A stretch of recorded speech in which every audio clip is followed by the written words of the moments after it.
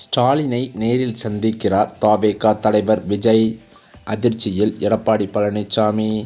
தமிழகத்தின் அரசியல் சூழலானது இன்னும் சில மாதங்களில் நடக்கவிருக்கும் 2026 சட்டமன்ற தேர்தலை நோக்கி நகர்ந்து கொண்டிருக்கிறது. தமிழக வெற்றிக் கழகமானது தமிழக அரசியலில் அடியெடுத்து வைத்திருப்பதும், பிரதான எதிர்க்கட்சியாக இருக்கும் அதிமுகவோ பல பிளவுகளுடன் பிரிந்து காணப்படுவதும், ஆளுங்கட்சியான திமுகவிற்கு உள்ளேயும் வெளியேயும் சவால்கள் எழுவதும் என்று தமிழகத்தில் தேர்தல் நடந்தால் வெற்றி யாருக்கு என்ற கேள்வியை பலதரப்பட்ட மக்களிடம் எழுப்பி வருகிறது. அது மட்டுமில்லாமல் தேர்தலில் யார்தான் வெற்றி பெறுவார்கள் என்ற பல்வேறு கேள்விகளுக்கு நடுவில் அதிமுகவானது பல்வேறு பிளவுகளாக பிரிந்திருக்கிறது. இதில் திமுகவில் பல்வேறு முக்கிய கட்சி நிர்வாகிகளும் இணைந்து வருவதும் குறிப்பிடத்தக்கது. இந்த சூழ்நிலையிலோ வருகின்ற தேர்தலில் தமிழக வெற்றிக் கழகமானது தனியாக நின்றால் அது வாக்குகளை கணிசமாக, குறிப்பாக இளைஞர்கள் மற்றும் நடுநிலை வாக்காளர்கள் மத்தியில் பிரிக்கும் என்று பெரும்பாலான கருத்து கணிப்பு முடிவுகளும் வெளியாகி வருகின்றன. அதேபோல திமுகவை பொறுத்தவரை அதன் பலமே அதன் நலத்திட்டங்களும் வலுவான உட்கட்சி அமைப்பும் மற்றும் கூட்டணியும் தான். இருப்பினும் இந்த ஆட்சியில் நிலவும் ஊழல் குற்றச்சாட்டுகள் மற்றும் ஆளுங்கட்சியின் மீதான ஒருவித சலிப்புணர்வு ஆகியவை நிச்சயம் ஒரு ஆட்சி எதிர்ப்பு அலையாக மாறும் வாய்ப்புள்ளது.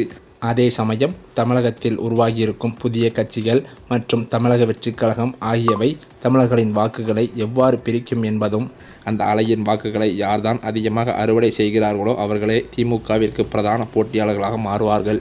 இந்த சூழ்நிலையில்தான் சமீபத்தில் நடந்த பொதுக்குழு கூட்டம் முடிந்ததிலிருந்தே விஜய் கடும் அப்செட்டில் தான் இருந்து வருகிறாராம். ஏனென்றால் கட்சியில் உள்ள கட்டமைப்பானது இன்னும் பல நிர்வாகிகளின் பொறுப்பானது இன்னும் போடப்படாத நிலையில் பல குழப்பங்கள் நிலவி வருவதாகவும் சொல்லப்படுகிறது.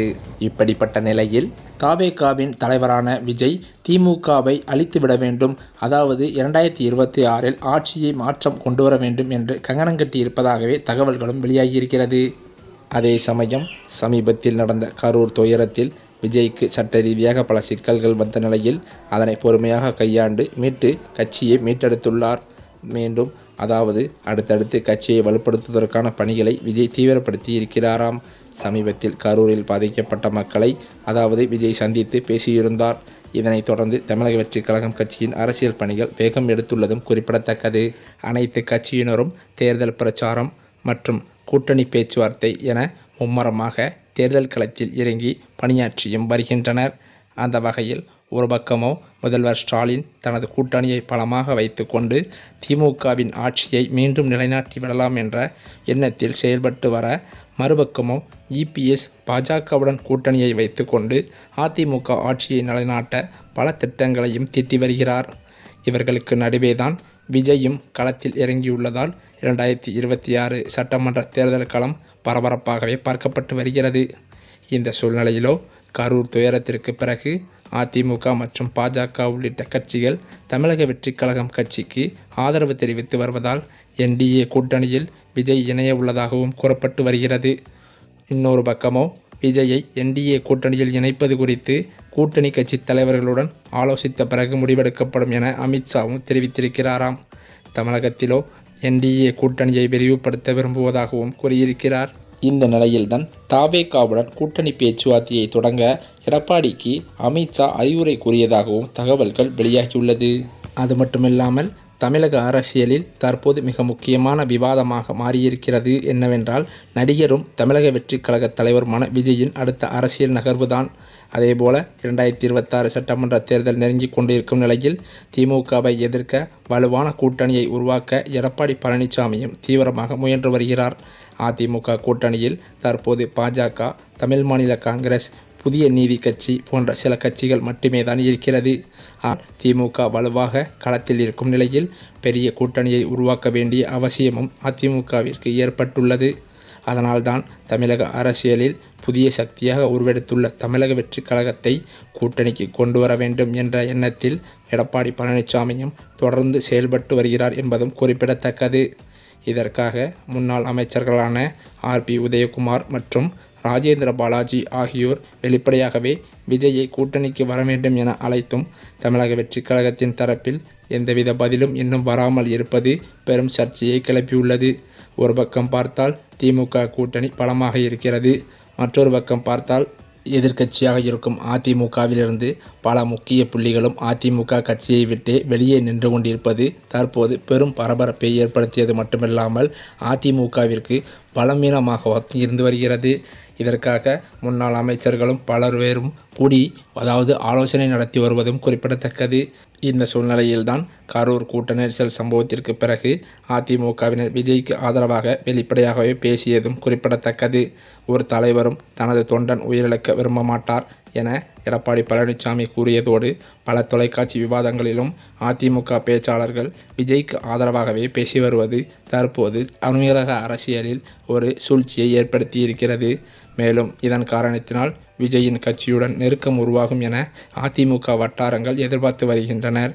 ஆனாலோ சமீபத்தில் கூட விஜய் எந்தவித கூட்டணிக்கும் தயங்காமல் தனிப்பட்ட பாதையில் செல்ல முடிவு செய்துள்ளார் என்றும் கூறப்பட்டு வந்தது. குறிப்பாக பார்த்தால் கரூர் சம்பவத்தில் எவ்வளவோ ஆதரவாக பேசிய எடப்பாடிக்கு விஜய் எந்த பதிலும் அளிக்காதது அதிமுக தரப்பில் அதிருப்தியை தான் ஏற்படுத்தியிருக்கிறது.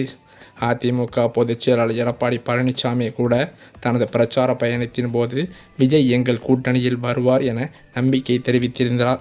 ஆனால் அதற்கு பிறகு தமிழக வெற்றிக் கழகம் அந்த கூட்டத்தில் எங்கள் உறுப்பினர்கள் பங்கேற்கவில்லை என மறுப்பு தெரிவித்தது. இதுவே அதிமுக தரப்பில் சர்ச்சை சங்கடத்தை ஏற்படுத்தியிருக்கலாம். அதே வேளையில் பார்த்தால் இன்னமும் தாவேகாவுடன் கூட்டணியை வைப்பதற்கு அதிமுகவின் பொதுச் செயலாளரான எடப்பாடி பழனிசாமி விருப்பம் தெரிவித்திருப்பதாகவே அவரது நெருங்கிய வட்டாரங்களில் தகவல்களும் வெளிவந்துள்ளது. அதே வேளையில் தேமுதிகவுடனான கூட்டணியும் இன்னும் உறுதி செய்யப்படவில்லை. ஜனவரியில் நடைபெறவிருக்கும் தேமுதிக மாநாட்டிற்கு பிறகுதான் கூட்டணி குறித்த தீர்மானம் வெளிவரும் என்று பிரேமலதா விஜயகாந்தும் தெரிவித்திருக்கிறார். எனவே அதிமுக கூட்டணியின் எதிர்காலமும் விஜயின் அரசியல் முடிவும் தற்போது தமிழ்நாட்டில் பெரும் ஆர்வத்தை கிளப்பியிருக்கிறது.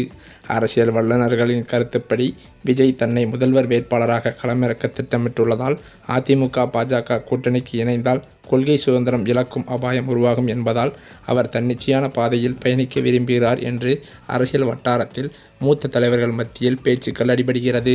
இந்த சூழ்நிலையில் தமிழக வெற்றிக் கழகத்தின் அடிப்படை கட்டமைப்பே இன்னும் சீரமைப்பு பண்ணாத நிலையில் இந்த தேர்தலில் கண்டிப்பான முறையில் தோல்வியைத்தான் தழுவுவார்கள் என்று பல கருத்து கணிப்பு முடிவுகள் வெளியாகி வருகிறது. அது மட்டுமில்லாமல் தாவேகாவின் நிர்வாகிகள் குழு கூட்டத்தில் கூட இன்னும் சரிமாரியாக ஒரு பொதுக்குழு கூட்டம் கூட நடத்த முடியாத அளவிற்குத்தான் நிர்வாகிகளும் இருந்து வருவதாகவே சொல்லப்படுகிறது. ஏனென்றால் சமீபத்தில் நடந்த பொதுக்குழு கூட்டத்தில் கூட பல சலசலப்புகளுடன் முடிந்ததாக அதிர்ச்சி தகவல்கள் வெளியானது. அதேபோல இன்னும் வருகின்ற 2026 சட்டமன்ற தேர்தலுக்குள் இவர்கள் நிர்வாகிகள் பொறுப்புகள் போடுவதிலேயே இன்னும் பல குழப்பங்கள் இருந்து வருவதாகவும் விஜய் சரியான தலைமை பொறுப்பில் இருந்து செயல்படவில்லை என்றும் பல நிர்வாகிகள் புகார்கள் கொடுத்து வருவதாகவுமே தகவல்கள் வெளிவந்து கொண்டிருக்கிறது. இதன் காரணத்தினால் வருகின்ற 2026 சட்டமன்ற தேர்தலில் கண்டிப்பான முறையில் தமிழக வெற்றிக் கழகமானது காணாமலேயே போய்விடும் என்று பல அரசியல் விமர்சகர்களும் பேசி வருகின்றனர். இந்த சூழ்நிலையில்தான் தவேக தலைவர் விஜய் அவர்கள் ஸ்டாலினை நேரில் சந்தித்து தனக்கு ஆதரவு கோரி கடிதம் ஒன்றை கொடுக்க இருப்பதாக அவரது நெருங்கிய வட்டாரங்களில் தகவல்கள் கசிந்து வருகிறது. இந்த தகவலால் தமிழக அரசியலில் பெரும் பரபரப்பே ஏற்பட்டுள்ளது என்றே சொல்லலாம்.